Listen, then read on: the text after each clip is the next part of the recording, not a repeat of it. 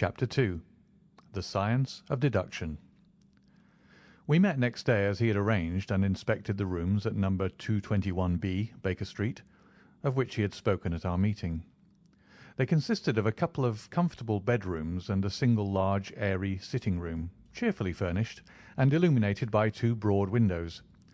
So desirable in every way were the apartments, and so moderate did the terms seem when divided between us, that the bargain was concluded upon the spot, and we at once entered into possession. That very evening I moved my things round from the hotel, and on the following morning Sherlock Holmes followed me with several boxes and portmanteaux.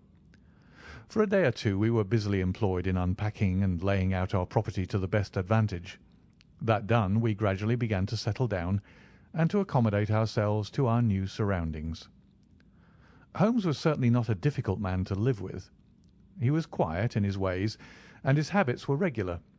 It was rare for him to be up after 10 at night, and he had invariably breakfasted and gone out before I rose in the morning. Sometimes he spent his day at the chemical laboratory, sometimes in the dissecting rooms, and occasionally in long walks, which appeared to take him into the lowest portions of the city. Nothing could exceed his energy when the working fit was upon him, but now and again a reaction would seize him, and for days on end he would lie upon the sofa in the sitting-room, hardly uttering a word or moving a muscle from morning to night. On these occasions I have noticed such a dreamy, vacant expression in his eyes that I might have suspected him of being addicted to the use of some narcotic, had not the temperance and cleanliness of his whole life forbidden such a notion. As the weeks went by, my interest in him and my curiosity as to his aims in life gradually deepened and increased. His very person and appearance were such as to strike the attention of the most casual observer. In height he was rather over 6 foot, and so excessively lean that he seemed to be considerably taller.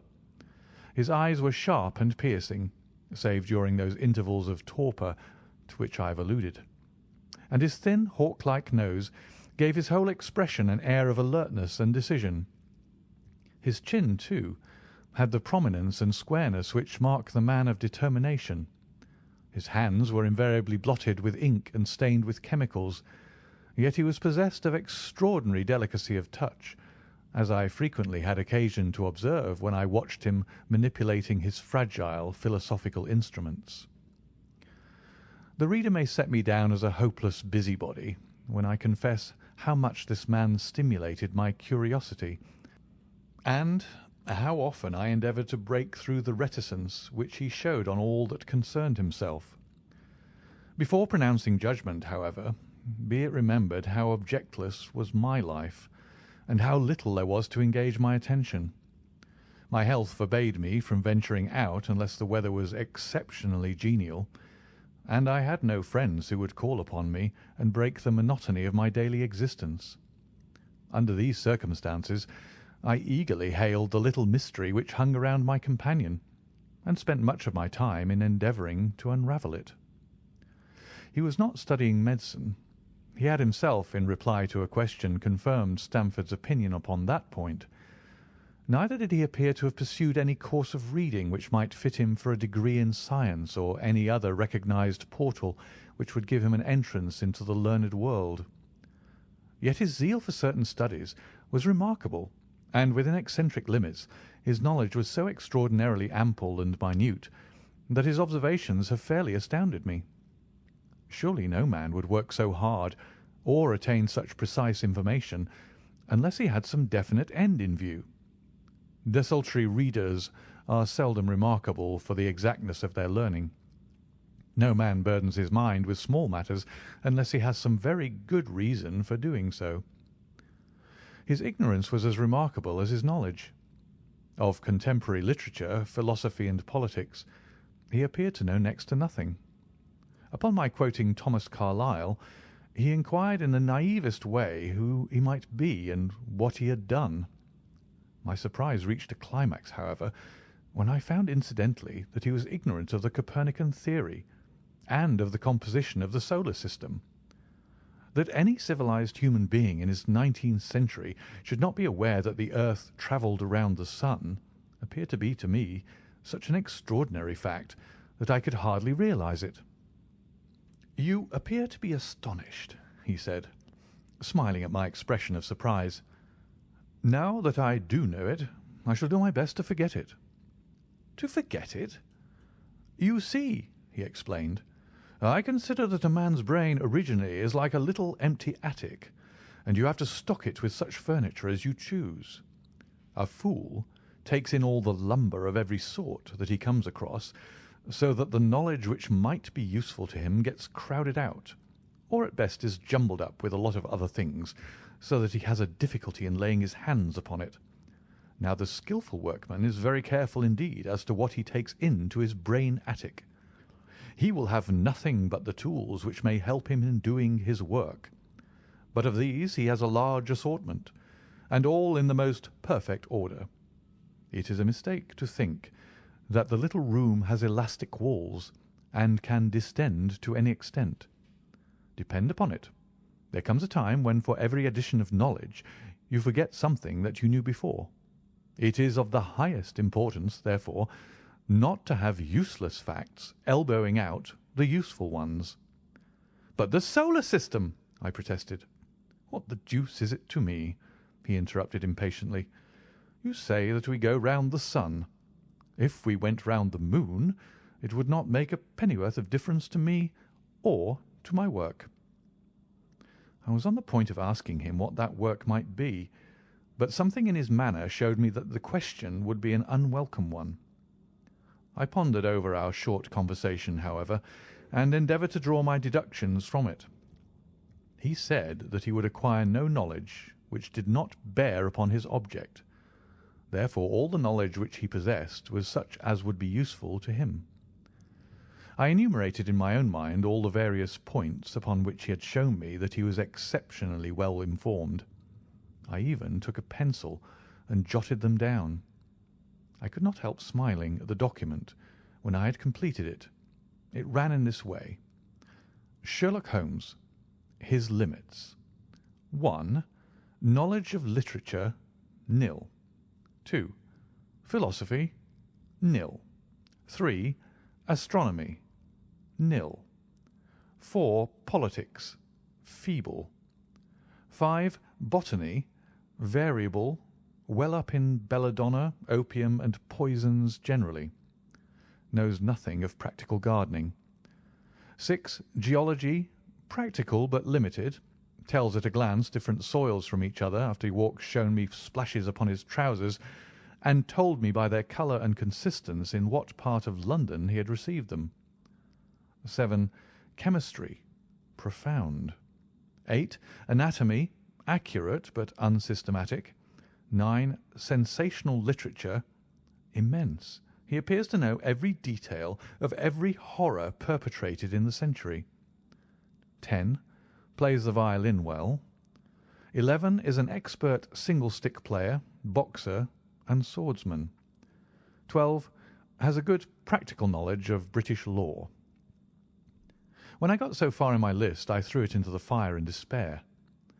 If I can only find out what the fellow is driving at by reconciling all these accomplishments and discovering a calling which needs them all, I said to myself, I may as well give up the attempt at once.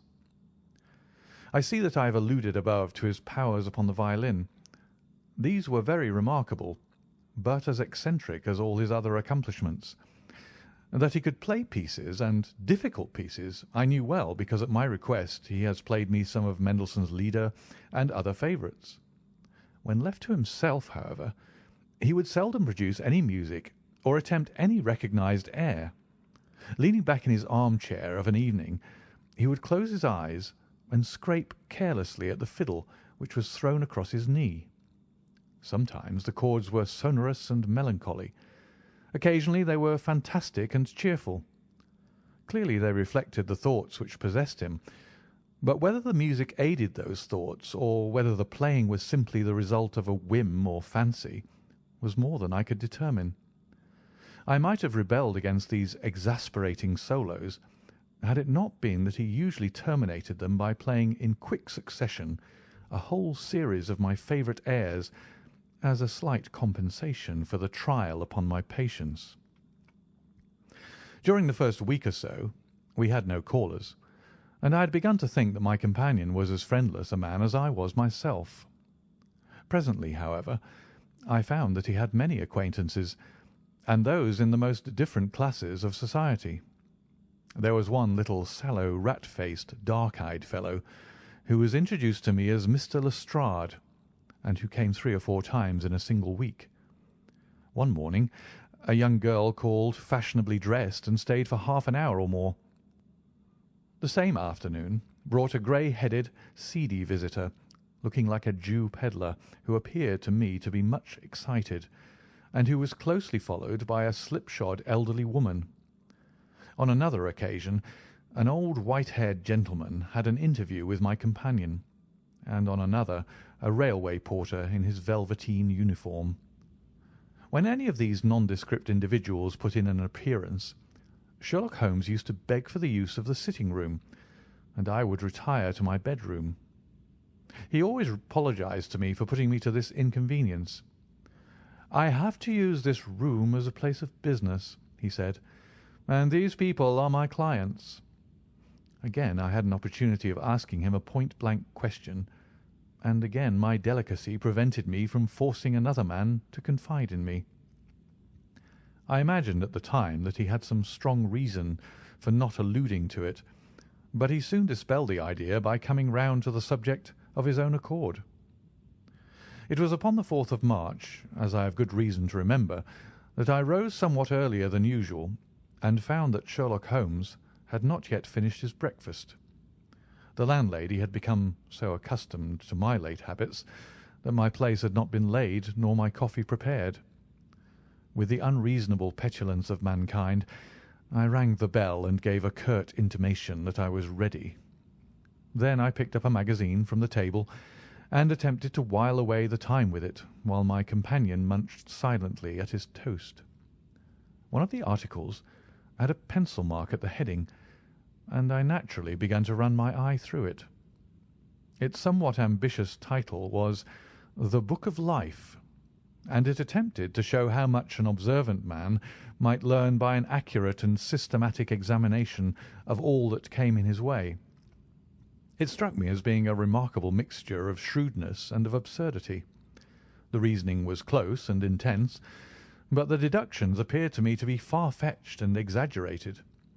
The writer claimed by a momentary expression, a twitch of a muscle or a glance of an eye, to fathom a man's inmost thoughts. Deceit, according to him, was an impossibility in the case of one trained to observation and analysis. His conclusions were as infallible as so many propositions of Euclid. So startling would his results appear to the uninitiated that until they learned the processes by which he had arrived at them, they might well consider him as a necromancer. "From a drop of water," said the writer, "a logician could infer the possibility of an Atlantic or a Niagara without having seen or heard of one or the other. So all life is a great chain, the nature of which is known whenever we are shown a single link of it. Like all other arts, the science of deduction and analysis is one which can only be acquired by long and patient study, nor is life long enough to allow any mortal to attain the highest possible perfection in it. Before turning to those moral and mental aspects of the matter which present the greatest difficulties, let the inquirer begin by mastering more elementary problems. Let him, on meeting a fellow mortal, learn at a glance to distinguish the history of the man and the trade or profession to which he belongs. Puerile as such an exercise may seem, it sharpens the faculties of observation and teaches one where to look and what to look for. By a man's fingernails, by his coat sleeve, by his boot, by his trouser knees, by the callosities of his forefinger and thumb, by his expression, by his shirt cuffs, by each of these things a man's calling is plainly revealed. That all united should fail to enlighten the competent inquirer in any case is almost inconceivable. "What ineffable twaddle!" I cried, slapping the magazine down on the table. "I never read such rubbish in my life." "What is it?" asked Sherlock Holmes. "Why, this article," I said, pointing at it with my egg spoon as I sat down to my breakfast. I see that you've read it, since you've marked it. I don't deny that it's smartly written. It irritates me, though. It's evidently the theory of some armchair lounger who evolves all these neat little paradoxes in the seclusion of his own study.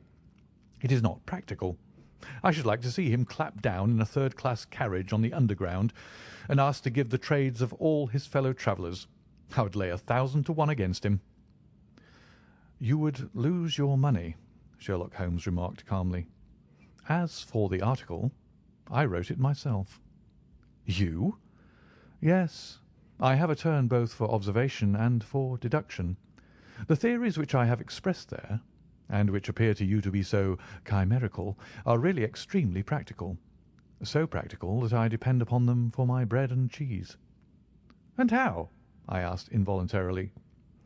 "Well, I have a trade of my own. I suppose I am the only one in the world. I am a consulting detective, if you can understand what that is. Here in London we have lots of government detectives and lots of private ones. When these fellows are at fault, they come to me, and I manage to put them on the right scent. They lay all the evidence before me, and I am generally able, by the help of my knowledge of the history of crime, to set them straight. There is a strong family resemblance about misdeeds, and if you have all the details of 1,000 at your finger ends, it is odd if you can't unravel the 1,001st. Lestrade is a well-known detective. He got himself into a fog recently over a forgery case, and that was what brought him here." "And these other people?" "They are mostly sent on by private inquiry agencies. They are all people who are in trouble about something and want a little enlightening. I listen to their story, they listen to my comments, and then I pocket my fee." "But do you mean to say," I said, "that without leaving your room you can unravel some knot which other men can make nothing of, although they have seen every detail for themselves?" "Quite so. I have a kind of intuition that way. Now and again a case turns up which is a little more complex. Then I have to bustle about and see things with my own eyes. You see, I have a lot of special knowledge which I apply to the problem, and which facilitates matters wonderfully.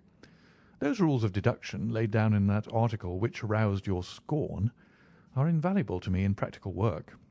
Observation with me is second nature. You appeared to be surprised when I told you on our first meeting that you had come from Afghanistan." "You were told, no doubt." "Nothing of the sort. I knew you came from Afghanistan. From long habit the train of thoughts ran so swiftly through my mind that I arrived at the conclusion without being conscious of intermediate steps.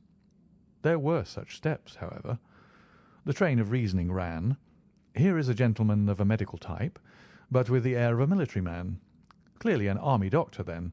He has just come from the tropics, for his face is dark, and that is not the natural tint of his skin, for his wrists are fair. He has undergone hardships and sickness, as his haggard face says clearly. His left arm has been injured. He holds it in a stiff and unnatural manner. Where in the tropics could an English army doctor have seen much hardship and got his arm wounded? Clearly in Afghanistan.' The whole train of thought did not occupy a second. I then remarked that you came from Afghanistan, and you were astonished." "It's simple enough as you explain it," I said, smiling. "You remind me of Edgar Allan Poe's Dupin. I had no idea that such individuals did exist outside of stories." Sherlock Holmes rose and lit his pipe. "No doubt you think that you are complimenting me in comparing me to Dupin," he observed.